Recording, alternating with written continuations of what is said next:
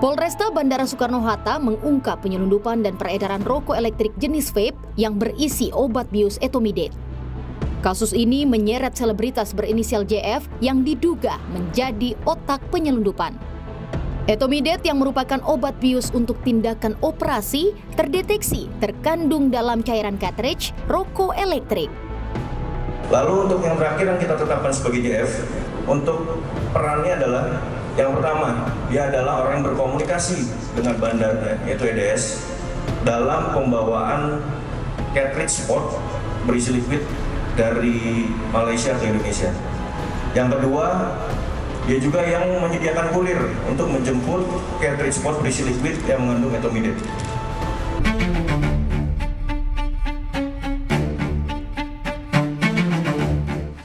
Bandara Soekarno-Hatta menjadi awal mula terungkapnya kasus penyelundupan rokok elektrik berisi etomidate yang merupakan obat bius atau obat anestesi yang seharusnya hanya digunakan di kalangan medis.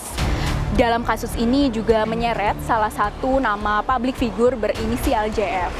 Disinilah di Polres Kota Bandara Soekarno-Hatta kasus ini ditangani. Dan di sini pula kami akan memulai penelusuran untuk mengetahui siapa saja para tersangka dalam kasus ini dan bagaimana jaringan itu bekerja.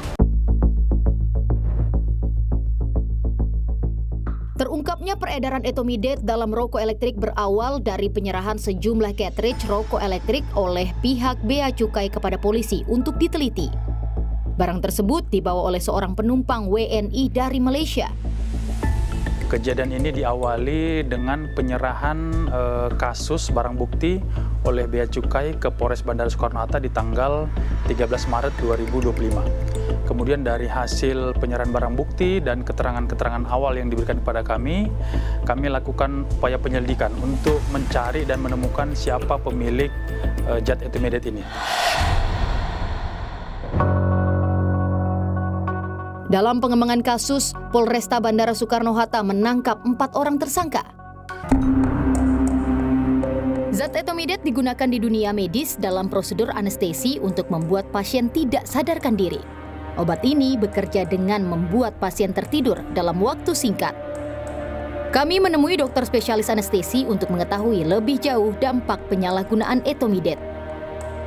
Etomidate di dalam pelayanan anestesi termasuk golongan obat anestesi intravena. Diberikannya harus secara intravena atau masuk ke dalam pembuluh darah lewat suntikan. Anestesi diberikan pada saat pasien membutuhkan tindakan operasi atau tindakan medis yang mengharuskan dia tidak merespon terhadap rangsangan nyeri atau yang tidak menyenangkan bagi tubuhnya. Penyalahgunaan etomidate dalam rokok elektrik merupakan tindakan berbahaya yang dapat menyebabkan hilangnya kesadaran.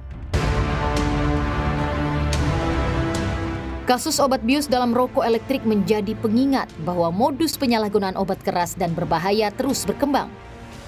Ancamannya bukan hanya pada kesehatan, namun juga keselamatan generasi bangsa.